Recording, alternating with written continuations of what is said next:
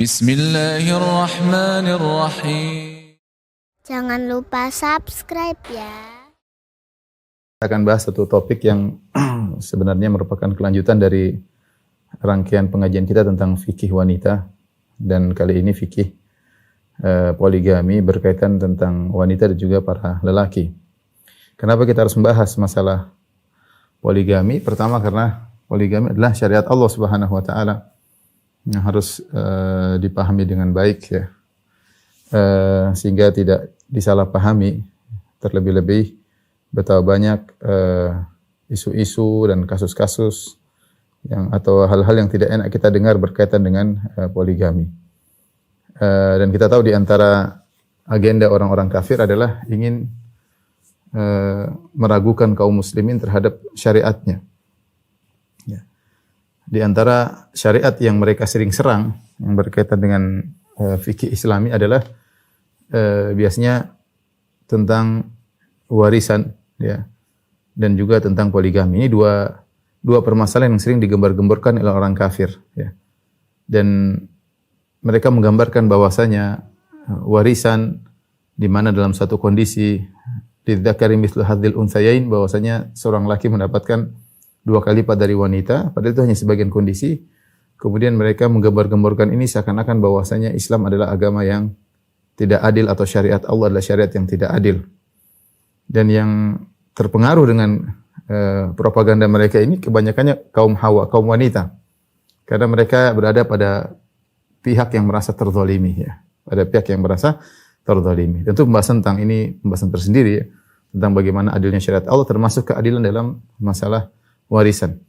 Perkara kedua yang sering mereka angkat dan mereka gembar-gembor masalah poligami dengan tuduhan yang tidak-tidak. Mereka mengatakan lihat syariat Islam syariat yang zalim kepada wanita, di mana seorang laki boleh menikah dengan 4 wanita. Itu yang mereka gembor-gemborkan ya.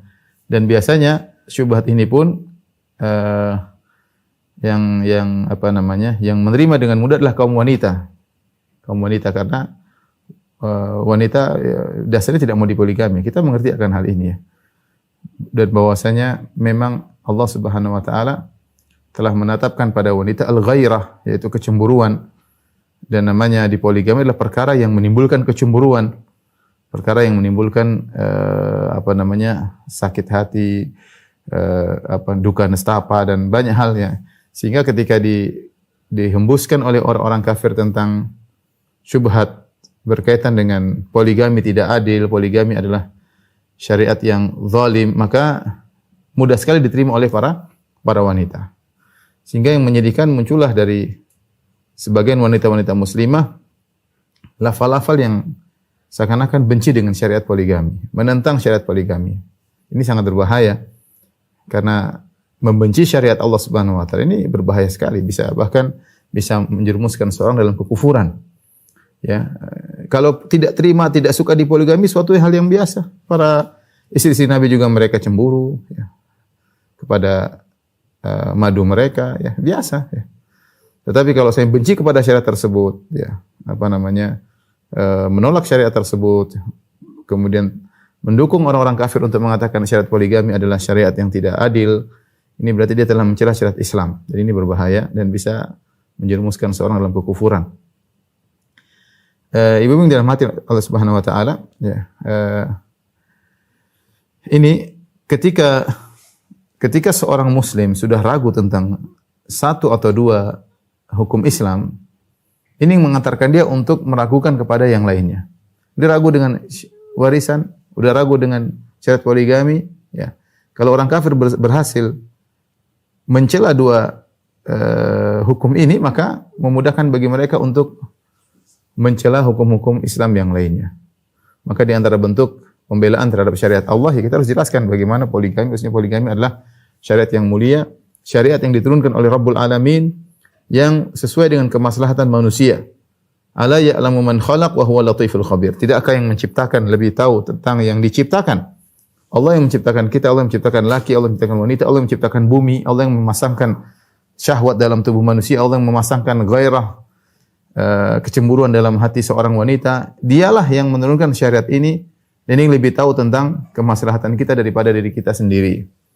Ya, nanti insyaallah akan ada pembahasan secara khusus tentang syubhat-syubhat yang berkaitan dengan poligami ya. Jadi ini di antara sebab kenapa kita harus membahas tentang poligami dalam rangka membela syariat Islam. Dalam rangka membela syariat Islam dan agar syubhat-syubhat yang ada di kepala ibu-ibu bisa kita keluarkan dengan izin Allah Subhanahu wa taala. Kita tidak menyuruh mereka untuk suka dengan poligami karena itu ada perkara yang di luar daripada kodrat mereka. Namanya wanita kodratnya pengin sendirian, pengin tidak dimadu, ya, tapi jangan sampai mereka membenci dan hendaknya mereka bersabar kalau memang ditakdirkan harus dipoligami. Itu maksud dari pembahasan ini. Kemudian yang kedua, kenapa kita harus membahas permasalahan poligami? Di antaranya ada praktek yang tidak benar dilakukan oleh para praktisi poligami dari kaum lelaki. Ya, kalau kita mau bicara sesungguhnya banyak dari para lelaki ketika melakukan praktek poligami, mereka tidak tahu tentang fikih poligami. Sehingga mereka sering bertanya, terjadi kasus mereka bertanya, sehingga mereka menjalankan poligami dengan semangat tanpa dibekali ilmu. Dan ini fatal. Dan ini fatal. Bisa menghancurkan rumah tangga yang pertama atau bisa mendolimi istri yang kedua. Bisa menghancurkan rumah tangga dari istri yang pertama dan bisa mendolimi istri yang kedua dan seterusnya. Ya. Terlebih sebagian laki hanya semangat poligami ya, karena gojlokan teman-temannya, karena dibully sama teman-temannya, dikatakan kamu ganteng percuma, cuma istri cuma satu, atau kamu kaya percuma, kaya raya cuma istri cuma satu, macam-macam mereka atau kadang-kadang itu dimotivasi oleh teman-temannya ya, apalagi sering di antara para laki menjadikan joke-joke dari permasalahan poligami banyak ya. Jadi bahan bicara para laki. Akhirnya termotivasi tanpa dibekali dengan ilmu. Kalau sesuatu dilakukan tanpa ilmu, ya ini biasanya dampaknya buruk. Bukan karena Allah Subhanahu wa taala, pertama niatnya bukan karena Allah Subhanahu wa taala. Yang kedua tanpa ilmu, dan ini akibatnya tadi saya katakan bisa terjadi kezaliman kepada istri yang pertama atau bisa terjadi kezaliman kepada istri yang kedua. Maka hendaknya para lelaki yang hendak melakukan poligami, maka dia harus belajar tentang fikih rumah tangga, fikhul usrah, fikih rumah tangga, tentang kewajiban-kewajiban suami, hak-hak istri itu apa, dan juga fikih khusus berkaitan dengan poligami, tentang bagaimana menjalankan keadilan dalam rumah tangga ketika memiliki istri lebih dari satu. Itu harus dia pelajari benar-benar bagaimana menghadapi kondisi sehingga dia melakukan segala tindakan, segala keputusan dia kerjakan dibangun di atas ilmu syar'i. Dibangun di atas ilmu syar'i karena yang membolehkan Anda untuk melakukan poligami dialah Rabbul Alamin. Dialah Allah juga yang menurunkan tentang peraturan dalam berpoligami. Nah, peraturannya harus dipelajari sehingga ketika melakukan praktek poligami tidak asal melakukan seenaknya ya. Kemudian baru nikah sehari, 2 hari, 3 hari, berapa sudah cerai, sudah keributan besar dan macam-macam. Ini di antara fenomena yang terjadi ya. Saya termasuk sering didatangi para praktisi poligami, permasalahan mereka itu wajar ya. Seingat saya sudah 4 atau 5 sudah ke sini ke rumah untuk konsultasi tentang permasalahan khusus masalah poligami. Dan menunjukkan bahwasanya syariat ini syariat yang indah namun pelaksanaannya tidak semudah yang dibayangkan ya. Taib. Ini kenapa perkara kedua kenapa kita harus membahas tentang poligami karena salah praktek dari para lelaki, kaum lelaki yang masuk dalam praktek poligami tanpa ilmu ya. Yang berikutnya, yang ketiga, di antara hal kenapa kita harus membahas tentang poligami, di sisi lain banyak wanita-wanita baik yang dipoligami atau yang takut dipoligami ikut memperkeruh suasana ya, ikut memperkeruh suasana ya. Terkadang seorang wanita ketika dipoligami, dia ridha, dia mencari pahala di sisi Allah Subhanahu wa taala. Dia ingin membahagiakan suaminya ya. Ya, ketika dia sudah ridha, ya, ternyata keridhaan tersebut tidak lama karena ada teman-temannya dari kalangan ibu-ibu yang memprovokasi dia untuk minta cerai misalnya, memanas-manasi dia atau merendahkan dia. Dan ini perkara yang sangat buruk ya. Oleh karenanya di antara dosa besar adalah menjadikan seorang wanita atau merusak hubungan seorang wanita dengan suaminya. Dalam hadis riwayat Abu Dawud yang disahihkan oleh Syekh Albani rahimahullahu taala, Nabi SAW bersabda, "Laisa minna man khabbaba imra'atan ala zawjiha." Bukan dari golongan kami orang yang merusak hubungan seorang wanita dengan suaminya. Oleh karenanya Al-Hafidz Adz-Dzahabi rahimahullah dalam kitabnya Al-Kabair, dosa-dosa besar, memasukkan perbuatan ini termasuk dosa besar. Man laisa minna man khabbaba imra'atan ala zawjiha. Bukan dari golongan kami seorang yang merusak hubungan seorang wanita dengan suaminya. Apalagi sekedar merusak sudah dosa besar, apalagi saya memutuskan, menceraikan. Ya. Dia tahu bahwasanya di antara program andalan iblis adalah menceraikan seorang laki dari istrinya. Sebenarnya dalam hadis riwayat Muslim, inna iblis wada'a arsyahu 'alal ma' tsumma yab'atsu sarayahu. Sungguhnya iblis meletakkan singgasananya di atas air, kemudian dia mengutus anak buahnya untuk menggoda manusia. Fa'adnahum minhum manzilatan a'dhamuhum fitnah. Anak buahnya yang paling dekat kedudukan dengan iblis adalah yang paling besar fitnahnya bagi manusia. Fayaji'u ahaduhum, setelah mereka menggoda, mereka ada laporan. Ada yang berkata di antara setan-setan, "Wahai iblis, saya sudah melakukan demikian-demikian." Kata iblis, "La, ba'du, belum, kau belum hebat." Sampai datang setan berikutnya, iblis mengatakan, "Belum." Sampai akhirnya datang setan berkata, "La zalu bihi hatta talaqa zaujatahu atau hatta farraqtu bainahu wa baina imra'atihi." Aku senantiasa menggoda sang lelaki, terus aku nguntit dia dan aku terus nongkrong sama dia, aku membisikannya sampai dia berhasil mencerai istrinya. Dan ini adalah di antara program andalan iblis. Ya. Karena di antara bentuk sihir adalah menceraikan suami dari istrinya. Ya. Wa yata'allamuna minhuma ma yufarriquna bihi bainal mar'i wa zawjihi. Dalam surat Al-Baqarah, ketika Harut dan Marut mengajarkan ilmu sihir, di antara ilmu sihir yang dilakukan adalah untuk memisahkan suami dari istrinya. Wa yata'allamuna minhuma, maka orang-orang belajar ilmu sihir dari Harut dan Marut. Ilmu sihir yang bagaimana? Ma yufarriquna bihi bainal mar'i wa zawjihi. Yang dengan ilmu sihir tersebut mereka bisa memisahkan seorang suami dari istrinya. Maka di zaman kita ini banyak setan-setan wanita yang kepanasan, ya. Meskipun dia berjilbab setannya, meskipun dia bercadar, tapi dia kesetanan, memiliki sifat setan dan terjebak dalam propaganda setan, ya, untuk ikut serta dalam menjadi anak buah setan untuk menceraikan seorang istri dari suaminya atau seorang suami dari istrinya.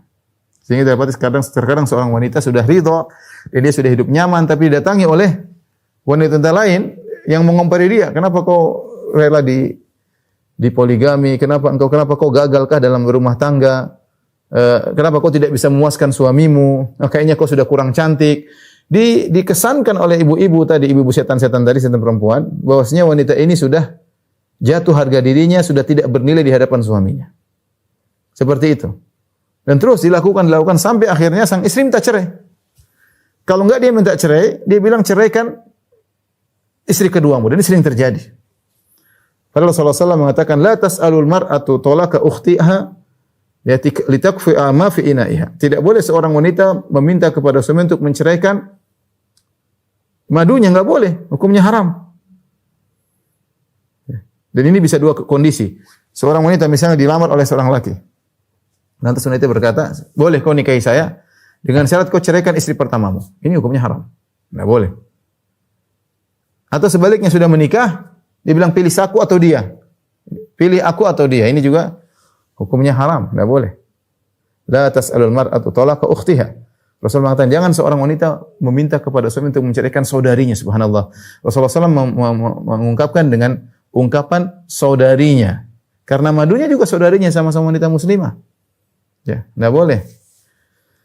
Inilah yang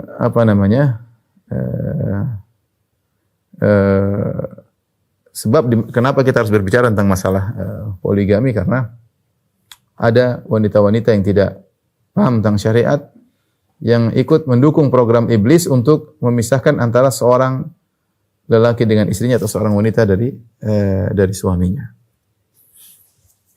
Kemudian kenapa kita juga harus membahas tentang poligami? Perkara yang keempat adalah untuk menanamkan kesabaran kepada para ibu-ibu yang meskipun mereka tidak mau, namun Allah mentakdirkan mereka akhirnya dipoligami. Ya. Hendaknya mereka berniat untuk menjalani poligami dengan baik. Ya. meniatkan ini semua karena Allah, bersabar dengan apa yang Allah takdirkan, ya. Dan ini adalah salah satu bentuk perjuangan di jalan Allah Subhanahu wa taala, adalah pintu pahala yang besar, ya. Sehingga mereka bersabar dalam menghadapi poligami dan mereka melihat sisi positif. Benar, sisi negatif ada, mereka merasa dizalimi, mereka merasa berkurang harinya dan macam, nanti kan bahas ada sisi positifnya. Tapi ketika wanita tidak tahu, tertutup, ya, oleh karena cemburuan membuat akal mereka tertutup sehingga mereka tidak melihat kecuali pada sisi negatif. Tidak melihat pada sisi positif sehingga akhirnya mereka tidak bersabar. Para ulama menyebutkan bahwasanya wanita yang bersabar ketika dipoligami, dia mendapatkan pahala yang besar. Ya. Sebagaimana disebutkan, ya. Dalam satu hadis, yang hadis ini diperselisihkan oleh para ulama. Kata Ibnu Hajar dalam Fathul Bari jilid 9 halaman 325, dia mengatakan hadis ini diisyaratkan oleh sebagian ulama, hadisnya sahih, hanya saja ada sebagian rawi yang memang dipermasalahkan.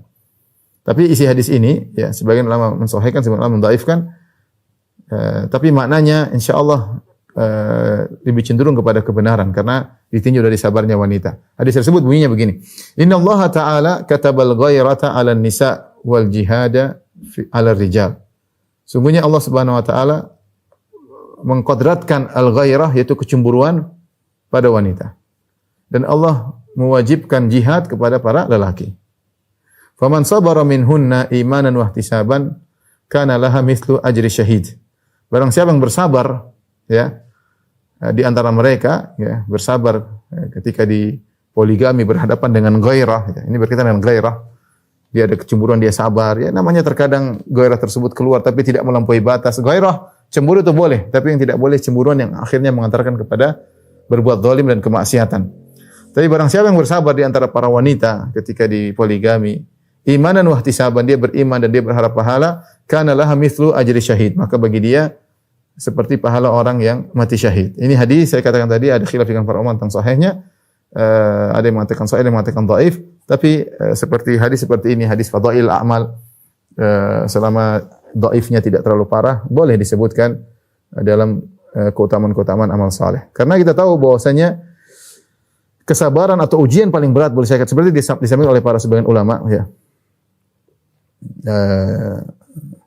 Bahwasanya di antara ujian paling berat bagi wanita di zaman sekarang, ya. Zaman dulu juga sudah merupakan ujian, tapi zaman sekarang di antara ujian paling berat bagi wanita adalah di poligami. Ujian paling berat bagi wanita adalah di poligami. Terutama kita dalam bi'ah, dalam lingkungan Indonesia. Poligami adalah suatu momok yang menakutkan, yang mengerikan bagi seorang wanita. Itu wajar, saya bilang itu wajar, ya. Karena memang tadi kata Nabi, kataballahu al-ghair 'ala nisa. Allah menetapkan kecemburuan bagi wanita. Wanita cemburu itu sangat wajar. Tidak kuat dengan poligami itu sangat wajar. Kenapa mereka sangat berat diuji dengan poligami? Dari beberapa sisi. Sisi pertama, ya, bahwasanya mereka memiliki sifat ghairah, cemburu. Jangankan wanita-wanita zaman sekarang, kita lihat para sahabiat, mereka memiliki kecemburuan. Bahkan sebelum zaman Nabi SAW, lihat bagaimana Sarah cemburu kepada Hajar. Sarah cemburu kepada Hajar. Padahal siapa Sarah, siapa Hajar? Dua-duanya wanita solehah. Ya. Siapa Sarah, siapa Hajar? Dua-duanya wanita solehah. Tapi ketika kecemburuan sudah mendominasi mereka, terkadang mereka tidak bisa berfikir dengan jernih. Ini itu wajar. Sama seperti laki-laki kalau lagi marah, tidak bisa berfikir dengan jernih. Sehingga melakukan apa yang mereka lakukan. Ini laki-laki. Wanita sulit untuk berfikir dengan jernih ketika dia sudah ditutup dengan ghairah, ditutup dengan kecemburuan. Ini terjadi pada wanita-wanita salihat. Lihatlah kepada siapa? Kepada Sarah yang cemburu kepada Hajar. Lihatlah kepada istri Nabi SAW bagaimana kecemburuan Hafsah kepada Aisyah, bagaimana kecemburuan Aisyah kepada Sofiyah, bagaimana kecemburuan Aisyah kepada Zainab, bagaimana kecemburuan Aisyah kepada Ummu Salamah radhiyallahu taala anhunna. Kecemburuan terjadi di antara mereka, ya. Bagaimana Aisyah radhiyallahu anha cemburu kepada Khadijah yang sudah meninggal dunia. Ya. Jadi memang yang membuat mereka sulit untuk bersabar karena memang ini suatu hal yang sudah terpatri dalam diri mereka, adanya kecemburuan. Yang kedua, lingkungan yang membuat kondisi semakin teruk, ya, semakin sulit adalah lingkungan. Saya sering sampaikan, Kalau kita berbicara lingkungan kita, ibu-ibu di Saudi misalnya, yang di situ poligami adalah hal yang biasa. Maka ketika ibu-ibu di poligami, dia masih bisa sangat bersabar. Kenapa dia masih sangat bisa bersabar? Karena memang masalah poligami adalah yang dia jalani sejak kecil. Dia sendiri mungkin adalah putri dari istri ketiga bapaknya. Dia mungkin sendiri adalah putri dari istri ketiga bapaknya. Kalau dia menentang poligami, kalau dia merasa poligami tidak ada, harusnya dia tidak muncul di atas muka bumi. Dia sendiri produk poligami. Dia sendiri produk poligami. Sehingga poligami adalah hal yang biasa. Dia punya istri-istri bapak yang dia kenal sejak kecil. Dia punya saudara-saudari sebapak ya. Ibunya beda. Itu hal yang biasa di Arab Saudi. Ini saya ceritakan karena saya pernah di sana, jadi hal yang biasa masalah poligami. Sehingga kalau seorang wanita di poligami suatu hal yang biasa. Ketika dia nikah saja dia sudah tahu bahwasanya dia akan mungkin dipoligami di kemudian hari. Kemudian dia tidak ada merasa terhina sama sekali. Kenapa? Karena teman-temannya juga dipoligami. Temannya itu si fulana juga dipoligami. Ya. Jadi kondisi membuat poligami adalah hal yang biasa, membuat wanita lebih mudah untuk bersabar. Bahkan saya dengar sebagian teman cerita ketika ada seorang ingin poligami, ibunya sudah tua dan bapaknya ingin poligami lagi, bapaknya diskusi sama anak-anaknya. Anak-anak saya, Abi mau poligami lagi. Gimana? Ya, udah, kita carikan Bi. Ya, anak-anak carikan. Anak carikan buat apa bapaknya? Tidak bersekutu dengan ibunya, kemudian ribut menyerang bapaknya. Tidak, mereka ngerti perkara biasa. Anak-anaknya yang nyarikan istri buat apa? Bapaknya. Ya, karena mereka ngerti syariat dan mereka terapkan. Ya. Sehingga kondisi sangat wajar di sana. Ya. Sehingga poligami biasa. Sehingga ketika wanita di poligami dia sedih. Mungkin dia marah, tapi tidak merasa terhina, tidak malu untuk keluar dengan teman-teman. Di Indonesia beda. Indonesia kalau sudah poligami seakan-akan rendah, hina, mau ketemu teman-teman rasanya kayaknya sudah putus asa, kayaknya tercoreng wajahnya dengan kotoran dan macam-macam. Belum lagi tadi setan-setan perempuan yang memprovokasi dia untuk minta cerai dan yang lainnya. Ya. Kemudian dan sebagian daerah seperti itu. Tadi saya sempat lihat video, the clip di Senegal kalau tidak salah, seorang lelaki dipukul oleh mungkin kepala suku. Lelaki dipukul oleh kepala suku. Kenapa? Dia sudah 10 tahun menikah. Setelah lewat 10 tahun, dia tidak poligami. Setiap bulan dia dipukul sekali. Dipaksa untuk poligami. Jadi kondisi membuat sampai ada dipukul, apa disebutkan situ, karena sudah lewat 10 tahun dia menikah dan belum punya istri lagi. Di sebagian daerah Afrika seperti itu, bahwasanya orang tidak poligami adalah suatu kerendahan, suatu kehinaan, bahkan dipukulin oleh kepala suku ketika itu. Saya baru kaget juga lihat. Kalau saya yang pernah hadapi teman-teman cerita, teman-teman saya waktu kuliah, mereka orang Afrika, mereka mengatakan demikian. Kata dia, Firanda, di Afrika kalau seorang sudah menikah, tidak poligami itu rendah. Lelakinya itu dianggap rendah. Entah kamu dikatakan lemah syahwat, entah kamu tidak dikatakan tidak jantan, entah kamu, pokoknya dikatakan kamu rendah lah. Orang melihat kamu rendah. Jadi harus apa? Poligami. Teman-teman kita di sana rata-rata poligami. Rata-rata poligami. Makanya saya punya teman ada waktu sama saya kuliah hadis S1, kemudian dia pulang ke negerinya, orang Niger. Ada Nigeria, ada Niger. Nigeria ada Niger. Teman kita orang Niger. Orang yang kecil-kecil aja, tidak terlalu tinggi. Ketemu lagi hajian, dia bilang, "Firanda, istrimu ada berapa?" Saya bilang 1.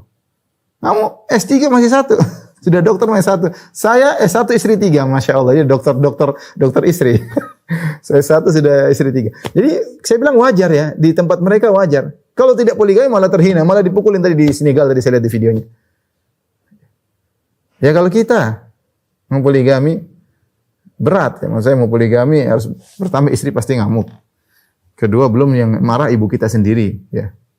Belum berhadapan anak-anak mungkin demo bela ibunya, seakan-akan ibunya akan dizolimi. Jadi ibunya kerjasama anak-anaknya untuk menentang suami. Ini saya bukan pengalaman pribadi Anda, ini cerita. Saya tidak begitu. Terus kemudian misalnya belum lagi ibu mertua, belum lagi adik-adik perempuan kita, kakak kenapa poligami? Repot. Jadi memang kondisi Indonesia ini sangat berat untuk poligami, baik laki-laki maupun perempuan. Makanya wanita yang sabar di poligami di Indonesia secara khusus saya bilang luar biasa. Luar biasa, pahalanya sangat besar. Pahalanya sangat besar. Makanya sering canda saya bilang kepada bapak-bapak, kalau pengen poligami ke Afrika mudah insya Allah. Tinggal sana jadi orang Afrika, 10 tahun tidak poligami dipukulin sama di Senegal. Makanya tinggal sana mudah poligami insya Allah. Baik. Ikhwan dan akhwat yang dirahmati Allah Subhanahu wa taala. Ini semua mukaddimah kenapa kita harus membahas tentang apa namanya? Poligami. Kita punya ilmu, ya, punya ilmu tentang pembahasan tentang masalah poligami sehingga tidak berbicara tentang poligami tanpa ilmu. Tapi yang berikutnya yang saya bahas ya. Poligami ikhwan dan akhwat yang rahmati Allah Subhanahu wa taala di dalam kacamata syariat bukanlah produk baru dari agama Islam. Poligami adalah perkara yang sudah lama dari nabi-nabi sebelumnya. Artinya kalau kita buka Bible, kita lihat perjanjian lama, kita akan dapati bahwasanya para nabi-nabi sebelumnya mereka memiliki istri lebih dari satu. Mereka memiliki istri lebih dari satu. Contohnya yang sangat sederhana adalah Ibrahim alaihissalam. Ibrahim alaihissalam Abul Anbiya, bapaknya para nabi. Yang Nabi Muhammad SAW merupakan keturunan Ibrahim dan Bani Israel juga keturunan Nabi Ibrahim alaihissalam. Kenapa? Karena orang-orang yang menentang poligami kebanyakan dari agama Nasara, ya, yang mereka tinggal di negara-negara kafir kemudian mereka menjelek-jelekkan poligami. Padahal kalau mereka kembali kepada kitab suci mereka yang mereka anggap suci tersebut, ya, didapati bahwasanya nabi-nabi terdahulu juga mereka poligami, ya. Bahkan dalam Bible, ya, dalam kitab perjanjian lama Kejadian 25 sampai Kejadian 25 ayat 1 sampai 2, Ibrahim alaihissalam memiliki istri 3. Kalau kita Ibrahim alaihissalam istrinya 2. Istri pertama adalah Sarah, istri kedua Hajar. Adapun dalam Bible kitab perjanjian lama Kejadian 25 sampai 1 2 bahwasanya Ibrahim mengambil pula, kata disebutkan Abraham mengambil pula seorang istri namanya Ketura. Perempuan itu melahirkan baginya Zimran, Yoksan, Medan, Midian, Ishbak dan Suwah. Jadi dari istri ketiga melahirkan 6 anak. Jadi dari sini tahu bahwasanya Ibrahim menurut perjanjian lama memiliki istri 3, bukan cuma 2, istri 3. Sarah, kemudian dari Sarah punya anak Ishak dan dari Ishak kemudian lahir Yakub dan Isu. Dari Hajar lahir Ismail. Jadi Ibrahim punya istri 3. Tadi kita sebutkan pertama Sarah, dari Sarah lahirnya namanya Ishak, kemudian Hajar, dari Hajar Ismail, kemudian dari Ketura anaknya 6, Zimran, Yaksan, Medan, Midian, Ishbak dan Suwah. Jadi istrinya 3. Jadi poligami. Taib. Ibrahim. Setelah Ibrahim, Ishak punya anak di antara Yakub dan Isu. Yakub juga poligami. Yakub poligami, dia punya anak dari 4 orang wanita. Ya, ini dalam perjanjian lama. Lihat kitab perjanjian lama dalam kitab Kejadian 22 sampai 26. Bahwasanya Yakub alaihissalam memiliki 12 anak yang namanya Bani Israel, 12 anak, ya. Dan dari 4 orang wanita. Yang pertama Lea. Dari Lea Yakub punya anak namanya Ruben, Simeon, Lewi, Yehuda, Isakhar dan Zebulan. Istri yang kedua atau wanita kedua Rahel. Yang ini merupakan ibu dari Yusuf dan Binyamin. Kemudian Zilfa merupakan ibu dari Gad dan Asyer. Kemudian yang keempat Bilha yang merupakan ibu dari Dan, Naftali. Jadi ternyata Yakub istrinya 4. Sudah, apa lagi yang kurang? Ya, Ibrahim istrinya 3, Yakub istrinya 4. Belum kalau kita bicara tentang Nabi Sulaiman alaihissalam. Nabi Sulaiman alaihissalam disebut punya istri banyak. Kalau nggak salah istrinya 300. Kemudian budaknya 7, saya lupa. Pokoknya ratusan dalam perjanjian lama.